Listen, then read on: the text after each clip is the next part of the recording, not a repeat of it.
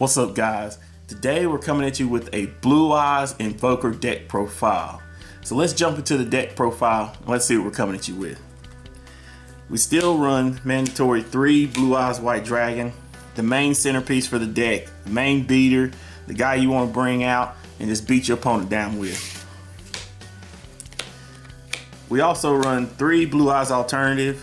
To be able to get a Blue Eyes Alternative and a Blue Eyes in hand, get that free special summon, it's a great thing. It's an inherent summon, so you reveal, special summon, start popping, blowing up from there. We also run 2 Dragon Spirit of the White. We want to keep that back row removal on point. We want to be able to make sure your opponent doesn't have nothing over there to cause you problems. We now run 2 the White Stone of Ancient. To me, this card became a little cloggy.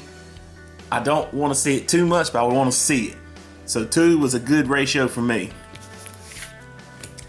At the same time, we run 1 the White Stone of Legend just to be able to get that search when you need it.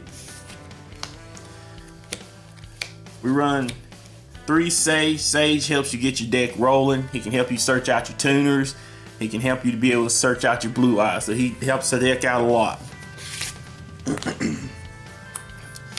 And the new guy for the deck is Ashura the Invoker. Ashura is a very good card that was released, and to be able to search out the fusion card, that's very crazy because it can help you get into a lot of good combos and help to make the deck really generate and start gradually increasing its pace in the meta.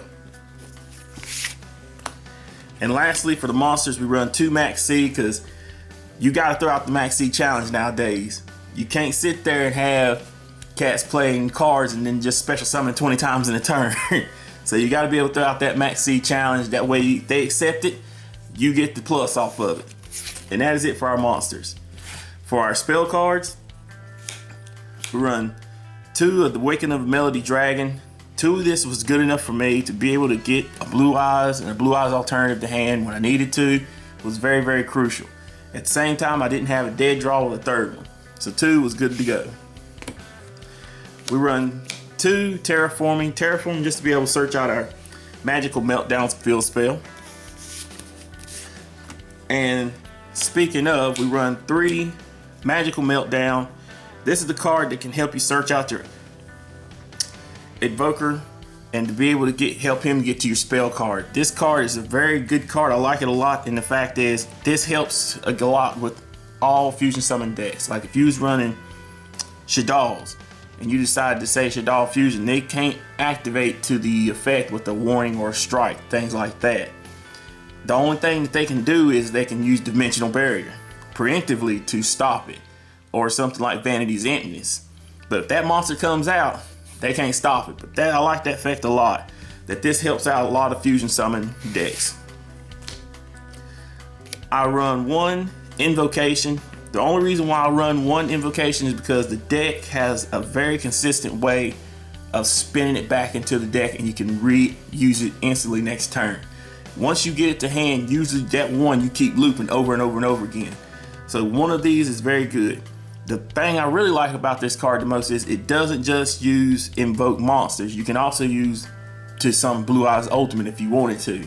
But the fact that you can banish cards out of your opponent's graveyard, that's a very good effect.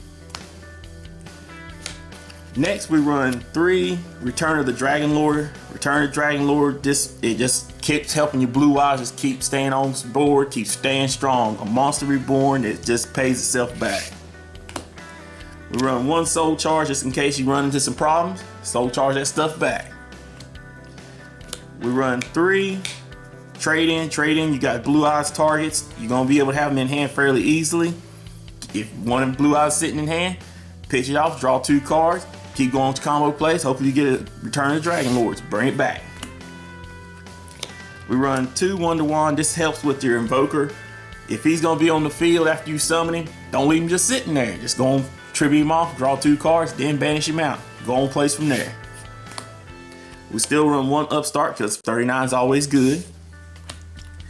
We run 1 Raigeki just for the field clearance.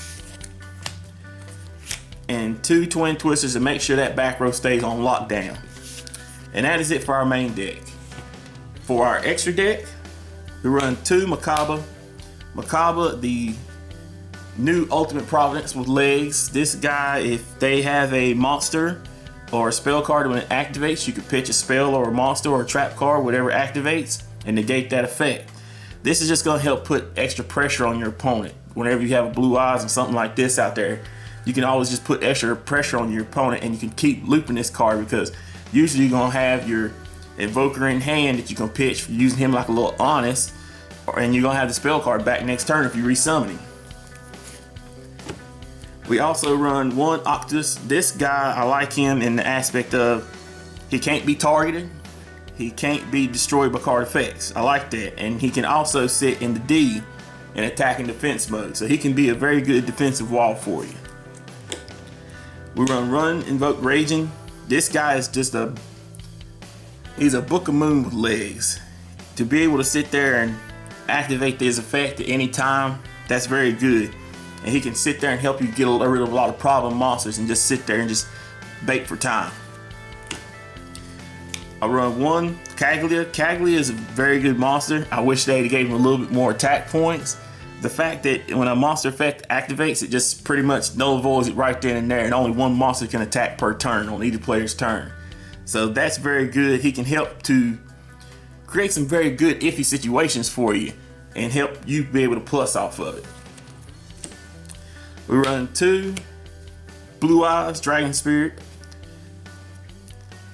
This guy is still a very good card for this deck. To be able to sit there, negate a monster effect in the graveyard, and still to be able to tag itself out and to go into Azorize or any other level 7 light monster or dragon monster is very, very good. So he helps the deck out still in very many ways, especially with the Invoked.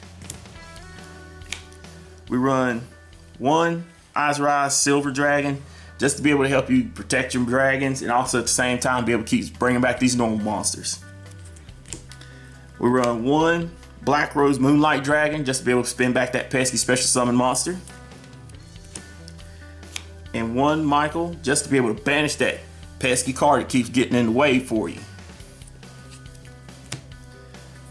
We still run a Galaxy Eyes lineup in 1 number 95 Dark Matter, the Full Armor Photon, and the Cypher Dragon, just to be able to just keep your opponent at bay whenever they start doing it to their exceeds.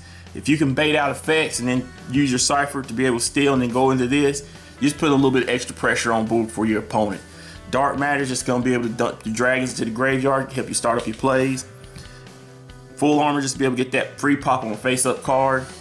And Cypher is just to be able to snatch, steal that pesky rank monster that they got over there that keeps causing you problems. And lastly, we run 2 number 38 Hope Harbinger Dragon Titanic Galaxy, just to be able to keep your opponent on lockdown. You don't want to have them activating all these crazy spell cards. If you can stop them, go ahead and lock them down. Get it in a Macabre out there with him and just lock the game down for yourself. But that is it for the deck profile, guys. Leave a comment in the comment section below. Let us know what you think of the new Invoked archetype and if it's a good little staple. This is Emmanuel from Team DBZ Biscuit. We're out.